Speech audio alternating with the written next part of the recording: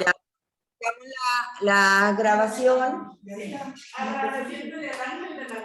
Agradeciéndole a Dios que nos haya permitido al final conectar las cosas. ¿Sí ven, Marla, allá? ¿Me puede contestar alguien? Contéstele a alguien más porque a mí no me escucha. Sí, sí se ve bien. Sí se ve. Sí se ve bien la presentación. Acompañamiento espiritual. Sí se ve la presentación. Y como sí ya se ve. rezamos para el encuentro, todo eso no voy a rezar. Lo vamos a ver desde el punto de vista, acuérdense, de su identidad. Entonces, si algo ayuda a que alcancemos una mayor plenitud en el conocimiento de nuestra identidad total, ¿se acuerdan cuando vimos la parte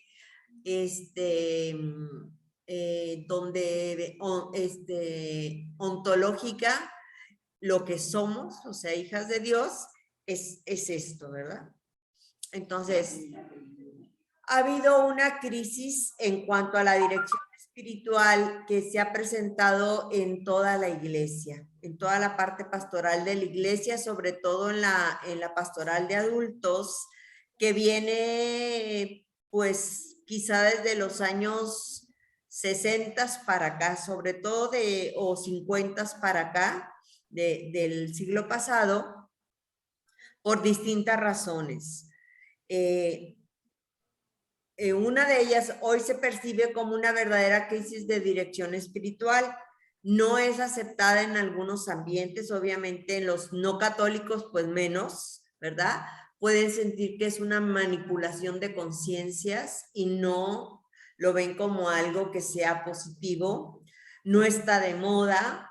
Sí está de moda tener un coaching para todo, pero no está de moda tal. Ya el coaching le cuentan la vida y milagros y pecados de todo mundo, pero a un director espiritual no.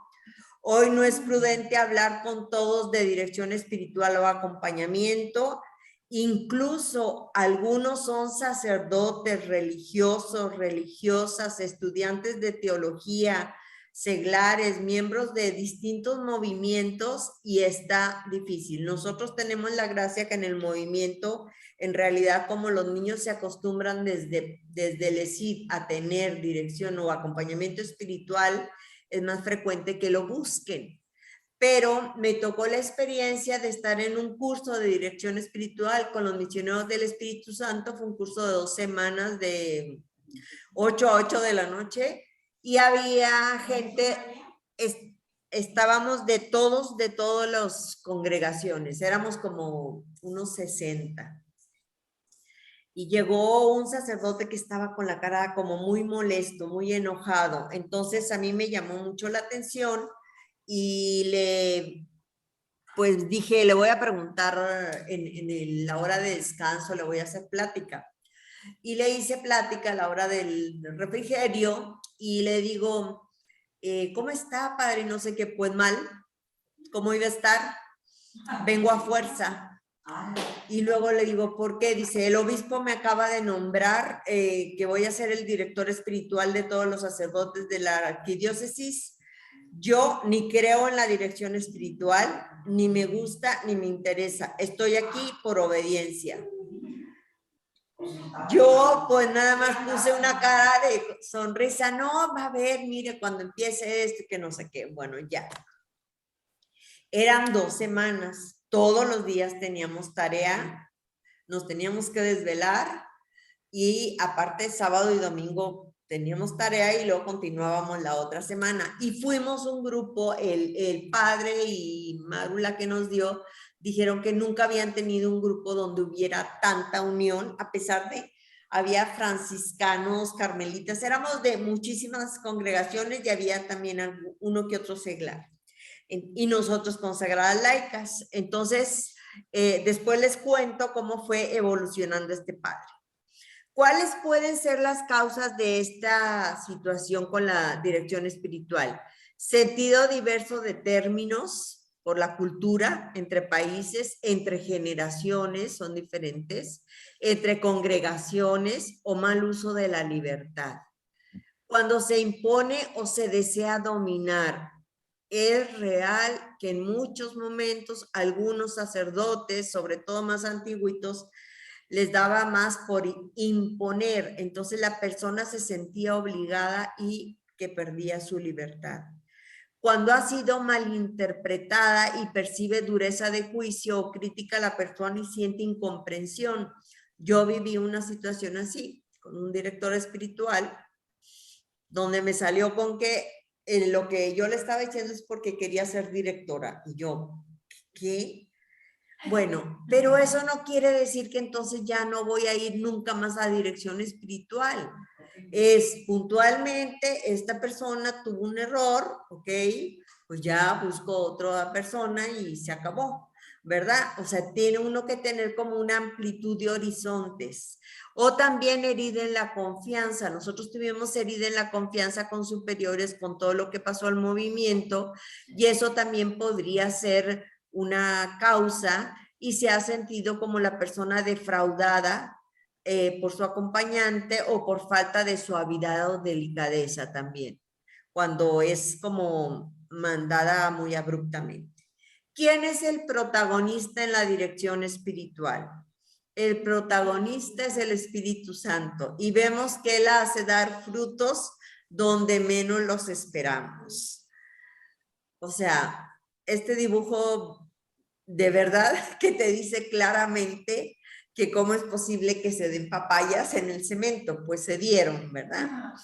Entonces uno diría, pues tiene que haber tierra, pues se dieron. Cuando Dios quiere, se dan, ¿verdad? Entonces, este acompañamiento, dirección espiritual, ahorita se usa más el término de acompañamiento espiritual. Es el arte de acompañar a las personas en su camino de perfección de la vida cristiana. Hablamos de camino de perfección. Es el arte como técnica pastoral. Es una técnica pastoral para buscar el bien mayor en orden a la vida eterna a la luz de los principios naturales y sobrenaturales.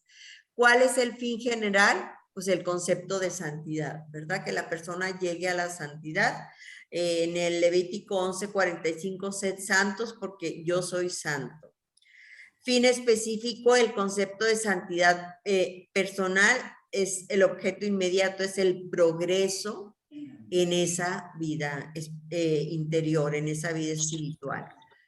Es una definición más completa, a mí me gusta mucho esta, es definir el acompañamiento espiritual como la ayuda que una persona a través de una comunicación de fe da a otra persona para que sea cada vez más ella misma en plena verdad y pueda libremente recorrer un camino espiritual hacia la santidad, aprendiendo a discernir la voluntad de Dios en lo concreto y cotidiano a través del ejercicio del discernimiento espiritual. Por eso vimos la semana pasada algo de discernimiento espiritual. Es el interés de ayudar a la persona directamente en su relación con Dios. ¿Quién es Dios para mí? Se pregunta la persona, ¿quién soy yo para Dios? ¿Cómo puedo dirigirme a Dios? Me siento distante de Él, necesito que me ayuden, etc.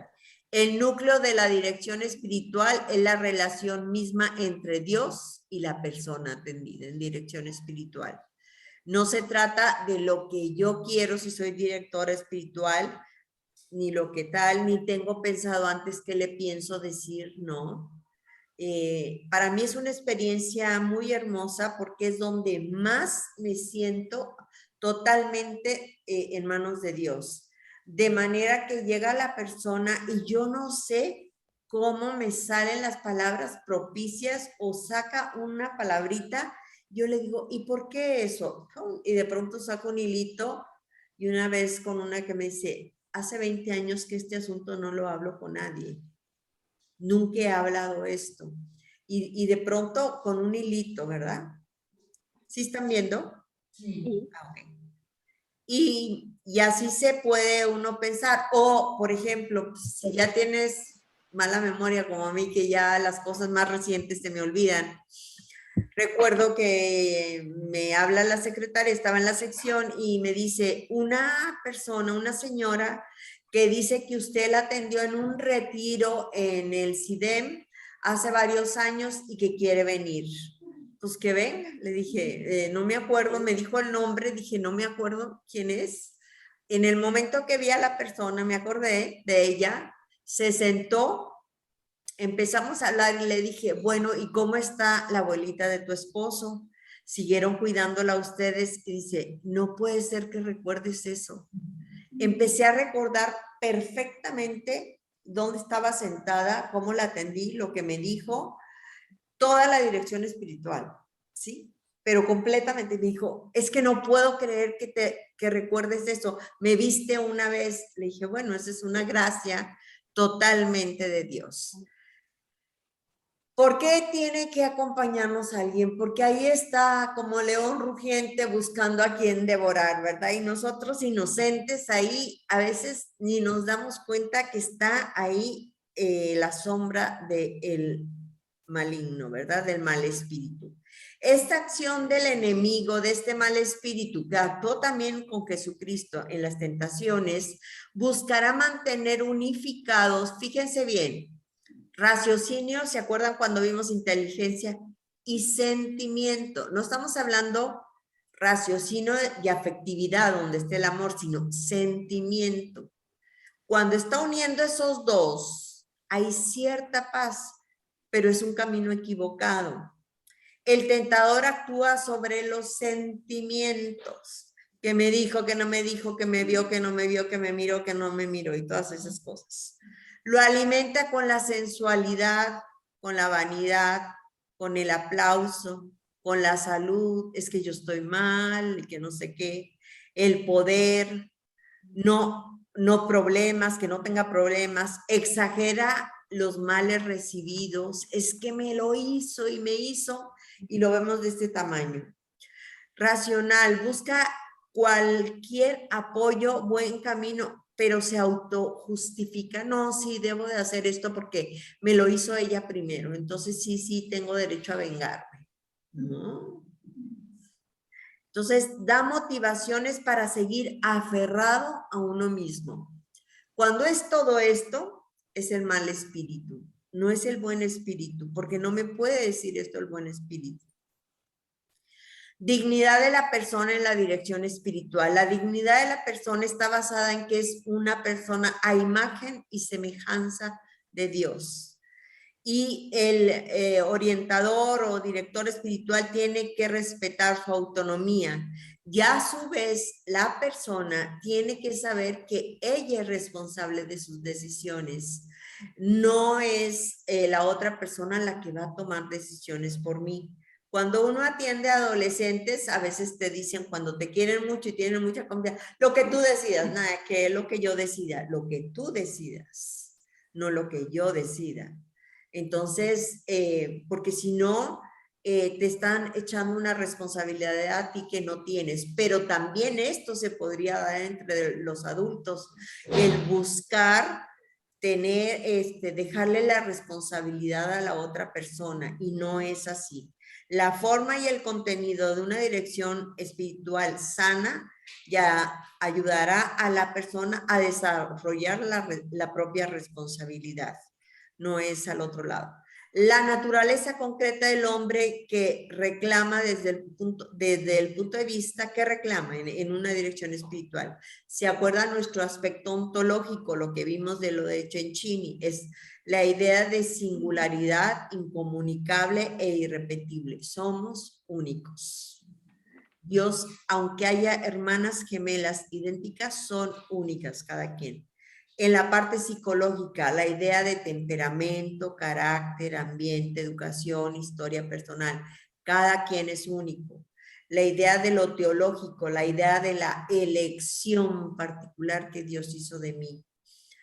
Hay ahora una corriente donde algunos piensan que se puede dar una dirección espiritual comunitaria. En algunos grupos se da.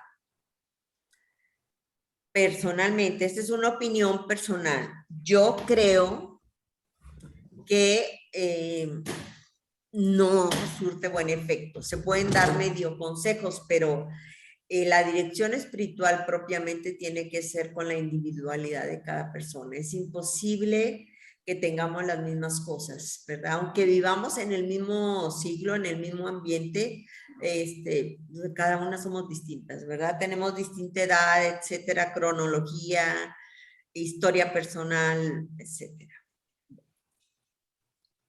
Es nada más para que se animen.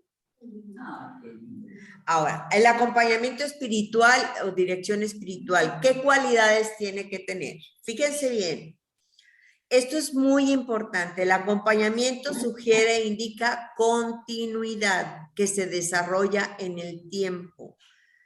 La dirección espiritual o acompañamiento espiritual propiamente dicho implica frecuencia, constancia, es mensual, ¿sí?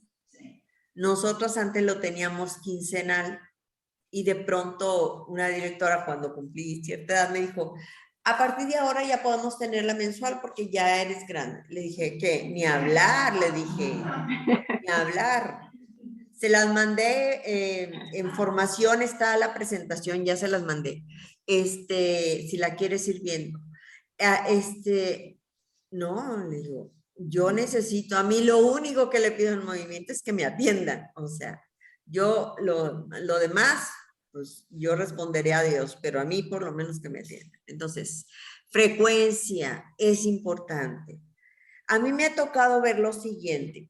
Una señora, no es aquí, me dijo, oye Marta Alicia, ¿me podrías atender en dirección espiritual? Sí, claro que sí. Entonces de pronto dijo, no, ya vi el padre y me confesé, ya me atendió. No, pues no fue dirección espiritual. A ver, el padre me confesé y me resolvió una situación puntual que yo traía y que me inquietaba. Pero esa no es la dirección espiritual. La dirección espiritual tiene que tener una continuidad, ¿verdad? No puede ser así. Entonces, la dirección sugiere algo más que dar consejos y resolver problemas. Significa que quien la busca se dirige a alguna parte y necesita una mano amiga mientras camina. La dirección entraña que esta ayuda no será ocasional, sino sin propósito, sino cada vez tiene que haber un propósito cuando termino mi dirección espiritual, sino capaz de ayudar a la persona a encontrar un camino. Requiere docilidad al Espíritu Santo y deseo de obedecer sus inspiraciones y actitud de correspondencia con Dios. ¿Qué pasó con este sacerdote que en este curso? Miren, la primera semana terminó el curso y el padre día con día le iba cambiando la cara. El viernes de la primera semana también volví a acercarme a la hora del refrigerio y le digo, padre, ¿cómo está? Dice, muy bien. ¿Qué razón tenía usted? Dijo, yo era un ignorante. Dijo, ¿cómo pude pensar eso? Estoy feliz en el curso y feliz de la misión que me ha dado mi obispo. Entonces, pues, le cambió totalmente la impresión. ¿Qué no es la dirección espiritual? No es la confesión.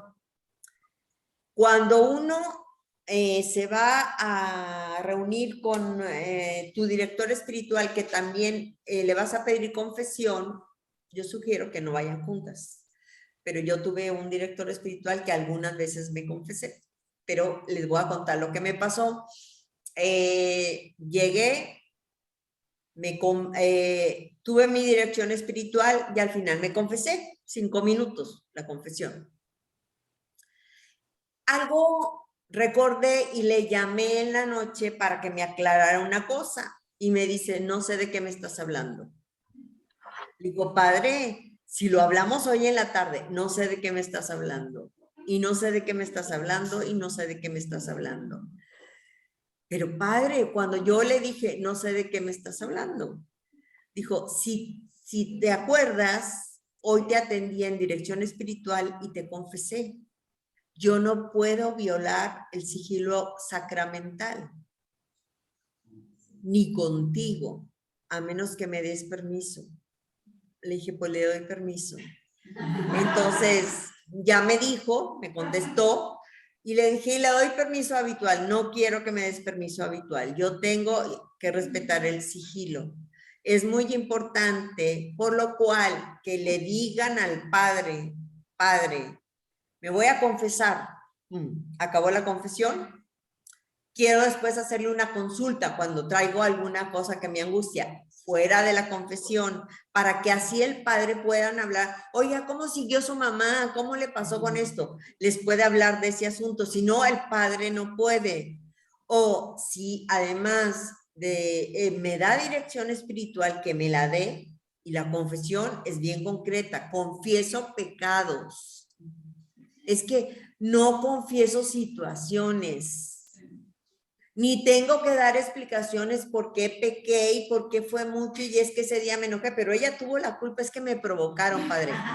No tengo que dar, miren, este padre que yo tenía fue antes de que me consagrara, me decía, te estás justificando. Híjole, era bien duro conmigo, pero me ayudó porque me preparó para la vida consagrada, porque qué bárbaro. No es una entrevista para desahogarme. No es un diálogo apostólico, este es un problema en el Reino Christi porque a veces cuando el director de sección pues quiere interesarse también cómo va funcionando la sección, atiende a la persona y luego pues ya, pero ¿cómo van los equipos? ¿Cómo va tal? Le tienen que decir al padre, me va a atender en dirección espiritual y me va a atender en diálogo apostólico. Y le van a exigir al padre, si quieren le enseñan la persona, le van a exigir, sí, me va a matar, le van a exigir es diálogo apostólico. El diálogo apostólico vamos a ver cosas apostólicas. ¿Cómo va esto? ¿Cómo va esto? ¿Cómo está tal? La estadística, que no, que sí, que cumplieron, que se confesaron, no se confesaron, lo que quieran. No es una cita médica. No voy a quejarme de todos los dolores que traigo. No es una consulta psiquiátrica o psicológica. Yo he atendido muchas veces, ya he llevado a varios casos así, donde estamos trabajando en común, psiquiatra, psicólogo y yo como orientadora. En uno de los casos yo conocía muy bien, dos de los casos, a la orientadora, éramos muy conocidas, pero jamás ninguna de las dos nos dijimos nada. Nomás ella me dijo, vas bien, ¿eh? Así en una, ya. Pero a veces coincidíamos en lo que le decíamos. No es una reunión de amigas o amigos para contar las últimas noticias. Es que soy tu amigocha y entonces te quiero mucho y tal. No, pues de mí no esperen que sea su amigocha. Si les tengo que decir algo fuerte o delicado y decir por ahí no está bien, te lo voy a decir. ¿Sí? Cuando atendí en dirección espiritual a alumnas en el colegio, que además era directora, les dije, nada más, primera cosa que quede claro, si tú faltas en alguna cosa grave y es expulsión, te expulso siendo tu director espiritual o no. Que quede claro eso, porque yo ahí tendré la función de directora de colegio. Sí, ok, bueno, que quede claro porque no andamos con que no. Necesidad de la dirección espiritual, la conversión del corazón humano. Eso es lo que necesitamos todos que se convierta, la necesidad del acompañamiento real, con la certeza de que Dios es el principal autor, lo que ya dijimos al inicio, los impulsos del Espíritu Santo ayudan a ese descubrimiento y ese discernimiento. Hay algunas ocasiones en que puede haber una conversión radical de una persona. Habitualmente no se va a dar en una dirección espiritual. Casi siempre hay distintos retiros de conversión, que hay muchos tipos en la iglesia, o retiros de sanación, o retiros de liberación, o los cursillos de cristiandad y todo eso, donde la persona da una vuelta, yo la di, de 180 grados. Se refuerza después con las direcciones espirituales, pero habitualmente ahí es una cosa fuerte que da Dios, del judaísmo al catolicismo, del ateísmo a ser creyente, etc. Pero la conversión moral entre elegir mal o bien, pues esa puede ser un director espiritual o puede ser tu mamá. Oye, mijita, no estás bien. Esa, cualquiera, ¿verdad? Elección entre un bien y un bien mayor, ahí te tiene que ayudar el director espiritual, porque eso es lo más difícil. Estoy haciendo un bien, pero ¿este es un bien o un bien mayor? La elección entre mi voluntad y la voluntad de Dios. Ahí está el meollo del asunto. Eso es lo importante. Entonces, medios para desarrollar la vida interior para ver en la dirección espiritual. Es muy importante que veamos esto. No es una plática de nada más, de cosas, comentarios y tal, que me dijo que no, que tal. No es. ¿Cómo voy en mi vida teologal? No van a ver todos en la misma dirección espiritual. Si ahora traen 3 de estos puntos preparados, 3. Si ahora traen 2, 2. ¿Sí me explico? No tienen que ser todos completos. Pero vida teologal, vivir en la fe, la esperanza y la caridad. ¿Cómo ando en eso? Vida de oración, en la fe, en humildad, agradecimiento, adoración, alabanza, confianza, silencio, perseverancia. Vida sacramental, Eucaristía, vida de sagrario, confesión. Docilidad y apertura a las inspiraciones del Espíritu Santo. Contacto diario con la palabra. Espíritu de silencio y reflexión para interiorizar. La guarda de los sentidos internos y externos. ¿Qué es esto de la guarda de los sentidos internos y externos? A ver. La guarda de los sentidos externos son la vista, el gusto, el olfato, todo eso, ¿verdad? ¿Y cuál es la guarda de los sentidos internos?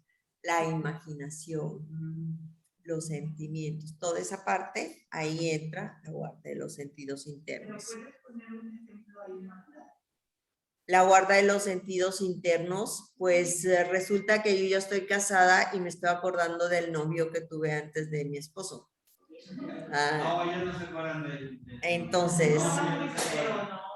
Entonces ahí echo a andar mi imaginación y empiezo a tal, y aquel me trataba mejor y ahora como tal. ¿Sí me explico? Y empiezo a irme para otro lado. Entonces, ahí es la guarda de los sentidos internos. Cortar, ¿sí? Tratar de evitar y pensar en otra cosa positiva. Pedirle a Dios primero pedirle la fuerza a Dios y a Dios la gracia y cortar, porque...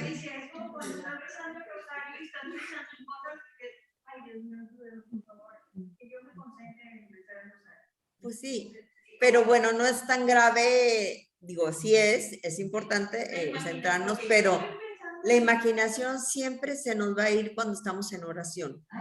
En la oración, cuando estamos en silencio, se nos viene a resolver todos los problemas, todas las cosas, todo viene, todo. Pero por eso es importante que ustedes esto lo toquen en su dirección espiritual, para que le digan al Padre o a la consagrada o a quien se los atienda que les cuesta mucho controlar la imaginación. Hay una disciplina mental que tenemos que tener y entonces ya con su director espiritual van trabajando esta parte. Por eso es muy importante que esto lo digan. Y luego, contemplar la figura del ejemplo de María también lo pueden hablar ahí, y mi relación con los demás, pero desde el punto de vista sobrenatural. A ver, aquí le voy a contar al Padre mi problema, a lo mejor con mi esposo, pero ¿cómo me va a ayudar él a que mejore esta relación cuando yo también voy a decir claramente las cosas que yo no estoy haciendo bien? O con mi hija, cuando yo estoy cometiendo estos errores y tal y cual, con la compañera, con la responsable, bueno, cada quien con quien sea, pero el caso es que yo se lo narre para que me ayude a verlo desde Dios, no solo por desahogarme de un pleito que traigo, no es para eso, ¿sí? Sino es para que desde Dios me ilumine, porque para eso está. Entonces, todos estos puntos son de los que se pueden tratar. No puedo tratar todos a la misma vez, pero puedo tratar algunos. Si mi importancia, si lo más grave para mí es la oración, porque no sé cómo le puedo decir, y esa es una de las partes más importantes, ¿sí? Entonces, ya me dio el... Luego, medios y camino de perfección, desarrollo de la gracia. Pues yo vivo en gracia, pero bueno, desarrollar ejercicio de las virtudes, la humildad, las virtudes teologales, cardinales humanas, abarca todas las actividades morales responsables del hombre y personales, familiares, sociales, inherentes al estado de vida. Les voy a contar, por ejemplo, algo que me pasó hace muchos años. Yo trabajaba en algo y alcancé a ver, yo trabajaba yendo en una ambulancia a ver pacientes y teníamos que ir a cargar gasolina, iba el chofer, una enfermera y yo. Resulta que yo por el retrovisor vi que el de la gasolinera le dio dinero al chofer. Nosotros llevábamos vales y con los vales él pagaba la gasolina. Yo nunca me fijaba en eso, yo iba anotando y haciendo las historias clínicas y tal. Y en eso veo y digo, ¿por qué le dio dinero? No, es que cuando sobra y que no le puse la cantidad y que tal. Entonces, pues yo le tuve que decir a mi director espiritual, ¿qué hago? Es un hombre, si yo lo acuso, me va a ver si no me hace, me pone en contra de los otros 2 choferes de la clínica. Yo la verdad tenía miedo, pero me dijo, en conciencia tiene que avisar. Entonces avisé que el señor le estaban dando, canjeaba y le daban dinero y no le metía toda la gasolina y por eso a veces andábamos con poca gasolina. Ahora, esto último que les voy a decir es para que tengamos una visión general, no es para angustiar absolutamente a nadie, pero sí quiero que lo tengan. Nosotros como las plantitas vamos a ir creciendo. En la vida espiritual nosotros podemos crecer. Hay muchas maneras de ver el crecimiento de la vida espiritual en la iglesia. Ha habido distintos doctores de la iglesia. Santa Teresa tiene el crecimiento a través de las moradas. San Juan tiene a través de la noche oscura y el ascenso al Monte Carmelo, que a mí me ayuda más un poco eso, San Francisco de Sales. Pero una clasificación clásica que hicieron hace mucho los teólogos y que ayuda un poco para tener como la visión general es la siguiente, que se ve pequeña en esta página. Para las que están viéndola en su casa. Es primera columna, se ven varios aspectos. Se ve el pecado mortal, el pecado venial, la vida de perfección, la práctica de piedad y la oración. Y entonces se ve cómo está la persona. Entonces hay ausencia de vida cristiana, barniz cristiano, vida purgativa, vida iluminativa y vida unitiva. No, ahí voy. Ya va. Tengo cada una dividida. Ahora sí. Vamos a ver las primeras 2 columnas. No, ya van las primeras 2 columnas. Entonces, en la ausencia de vida cristiana, el pecado mortal, viven en pecado, ignorancia, fragilidad, hay indiferencia total. El pecado venial, ni distinguen, ni lo conocen, ni lo viven, ni nada. Vida de perfección, ignorancia, nulo deseo de crecimiento, prácticas de piedad no tienen ni idea, alguna vez oración recitada, pero como raro se les hace como fórmula y oración, desconocimiento total, se perciben como prácticas del medioevo. Barniz cristiano, pecado mortal, se da poca importancia y fácilmente perdonable. Pecado venial, ignorancia y semiculpable, o sea, sí está ahí todavía. Vida de perfección, ausencia. Conformismo, vida simplemente ordinaria, vegetando ahí la vida. Prácticas de piedad, misa dominical omitida fácilmente, voy a bodas o alguna cosa así, confesión anual, si es que hay alguna confesión alguna vez, oraciones vocales, pero pues muy pocas, y oración verbal sin penetrar en el contenido, ¿verdad? Ahora vamos a la siguiente, vida purgativa. Esta en la que muchas de nosotros podríamos tener algunos aspectos. No quiere decir que todavía estemos en plena vida purgativa todos, pero puede ser que en distintos momentos de nuestra vida vayamos pasando por la vida purgativa. La purgativa es porque tenemos que purgar cosas para ser más perfectos, ¿verdad? Entonces, esto podría tener una lista grandísima de cosas que checar, pero este es un así nomás, para que vean. Pecado mortal, almas creyentes hay en la vida purgativa, débilmente combatidos, sincero arrepentimiento, se exponen a caer muy fácilmente. Pecado venial, ningún esfuerzo por combatirlo, poca importancia. Vida de perfección, viven la vida cumpliendo. La perfección no vista ni asociada al amor de Cristo, sino como cumplir. Prácticas de piedad solo en preceptos, no perciben las omisiones y pues hacen novenas y cosas así, pero no como oración, sino como si fuera un talismán, ¿sí me explico? Algo que me trae buena suerte. Oración solo vocal, pocas veces, muchas distracciones, intereses personales. Solo si se va a morir a alguien o está muy grave, voy a rezar. Dentro de la vida purgativa hay almas buenas, ya van avanzando. El pecado mortal sinceramente combatido, ocasiones peligrosas y caída, pues a veces. Confesión pronta. El pecado venial, a veces deliberado. Lucha débil, arrepentimiento superficial, vida de perfección, asedia o asedía. ¿Qué es asedia o asedía?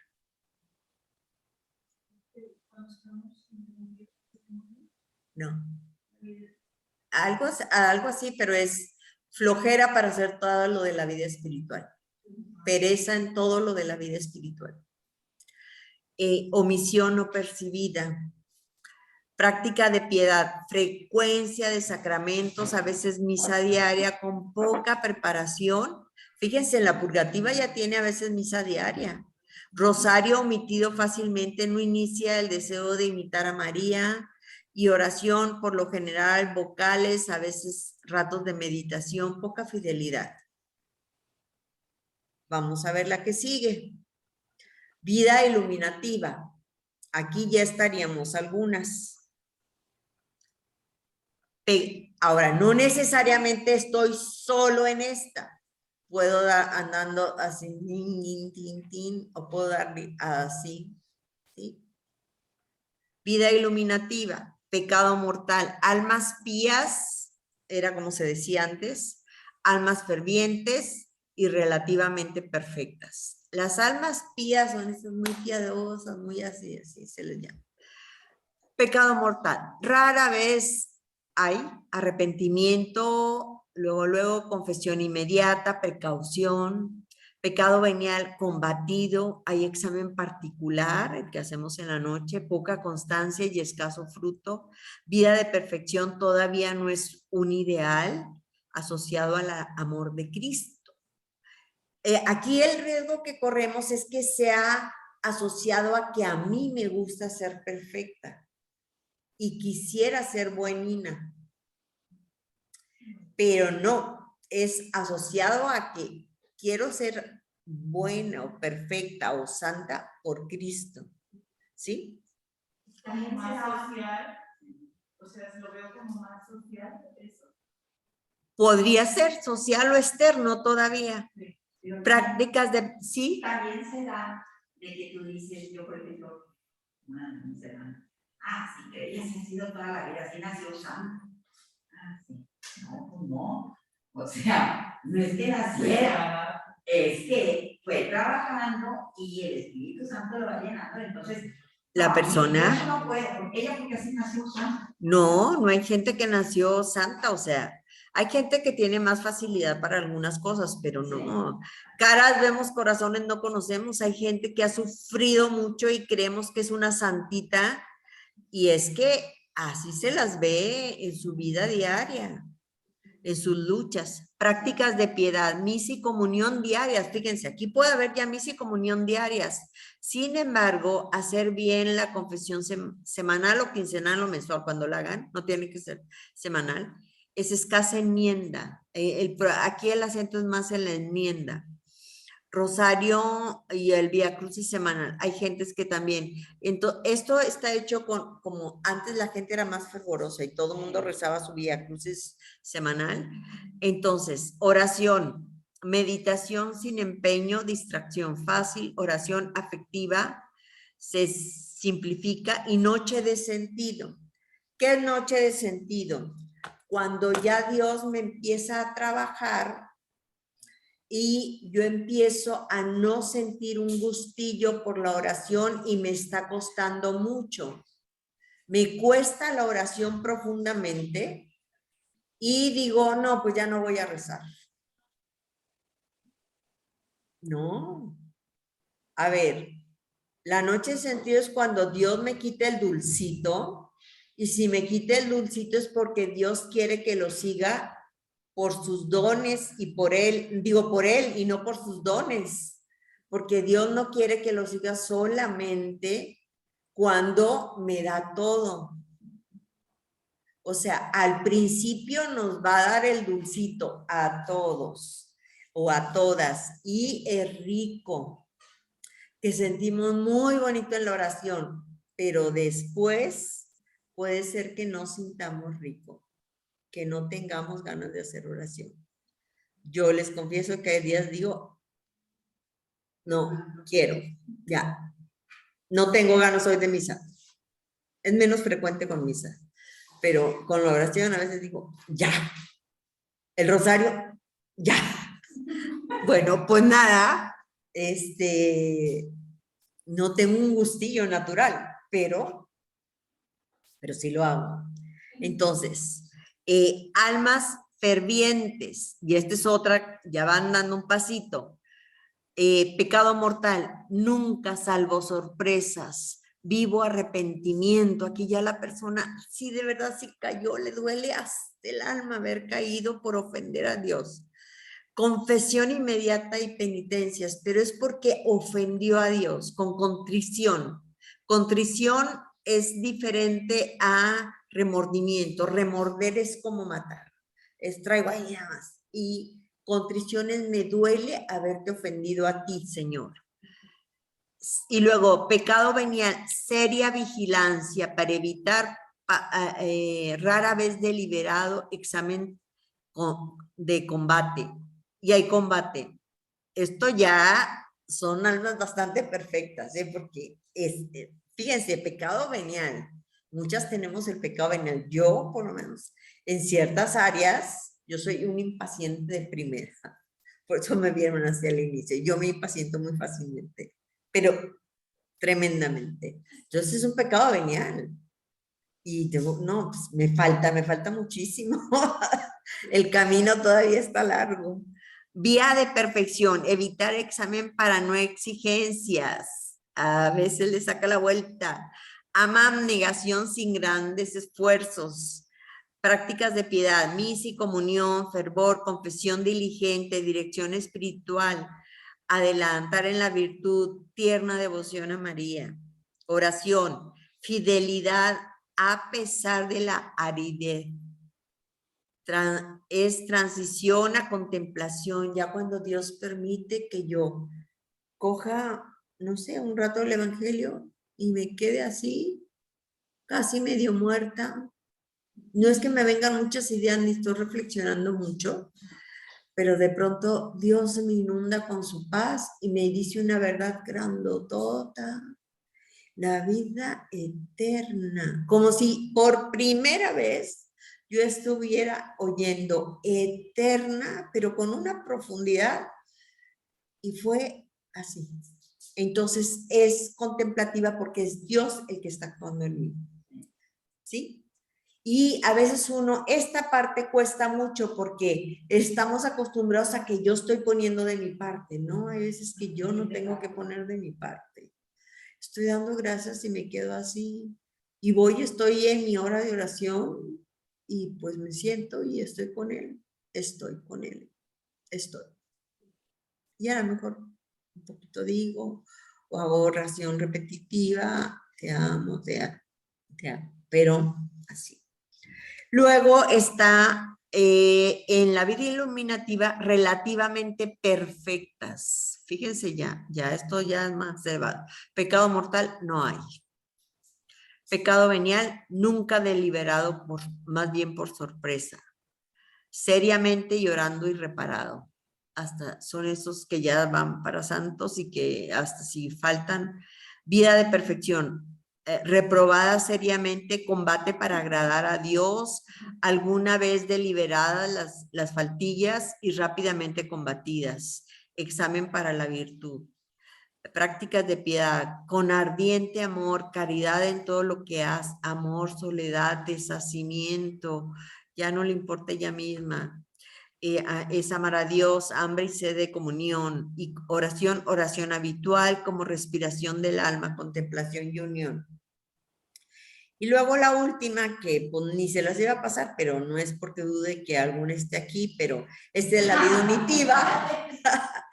Santa Teresita, San Francisco, San no sé quién, puede haber alguna persona, uno se puede encontrar en los pueblos alguna persona que tenga vida unitiva, y yo no dudo que pueda haber, o sea, yo no las conozco personalmente, entonces puede haber, y puede haber alguna persona que si Dios le permitió enfermarse y caer en cama y estar o con un cáncer o con una cosa, tenga unos momentos de vida unitiva, puede ser. Pero ya son los grados elevadísimos, ¿sí? Que es pecado mortal, almas heroicas y grandes santos. No hay. Pecado venial, no hay. Vida de perfección, nunca deliberada y a veces impulsos semi-advertidos y rápidamente rechazados. Y faltas apenas aparentes, hay debilidades nada más. Prácticas de piedad, exquisito cumplimiento, desprecio de sí mismo, sed de sufrimientos, penitencias durísimas, inmolación, amor, y acá en Grandes Santos, amor tranquilo, la llama se ha convertido en brasa de paz, humildad profundamente, unidad, mira, simplicidad y siempre para gloria de Dios, oración, dones de contemplación habitual y de unión muy perfecta, noche espiritual, purificación pasiva, visión de la inteligencia, la santidad de la Santísima Trinidad en el alma, pero como una unión transformante, lo que vivió Santa Teresa, San Juan de la Cruz y muchos santos, ¿verdad? No, sí ha habido muchos santos. En cada siglo Dios ha dado grandes lumbreras. En el siglo XX tenemos a Edith Stein, tenemos de mujeres, y tenemos a San Juan Pablo II, tenemos varios papas, a San Juan XXIII, al Papa Juan XXIII, a Santa Teresita del Niño Jesús, que la Santa Teresa de Calcuta, y son de distintos estilos de santos, pero en cada siglo Dios da almas grandes, ¿verdad? Muy, muy grandes que llegan a esto. Y hay otras muy ocultas. En muchos conventos de contemplativas habrá también a Santa Faustina Kowalska, tenemos a muchas otras que están en proceso, tenemos a los mártires mexicanos que llegaron a una vida unitiva de una manera muy rápida y ya venían, a ver, eso no improvisaron el haber muerto como mártires. O sea, ya venían trabajándose. Por ejemplo, los verdaderos cristeros oían misa diaria, tenían adoración al Santísimo. Entonces, lo que estaban haciendo, lo estaban haciendo por Dios. Se colaron algunos que eran malvivientes, ¿verdad?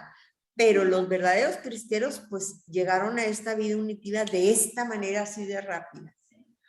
Entonces, no es que sea solo para determinadas personas, nosotros también podemos ser santas. No tiene que ser así, simplemente. Puede ser oculta y nadie se va a dar cuenta. Hay algunas personas que Dios pide o nos pide la vida oculta y nadie va a saber qué es lo más grande o qué está haciendo hasta que se muere y huele a rosas, no se crean. No, bueno, y con esto terminamos esta parte y la otra es la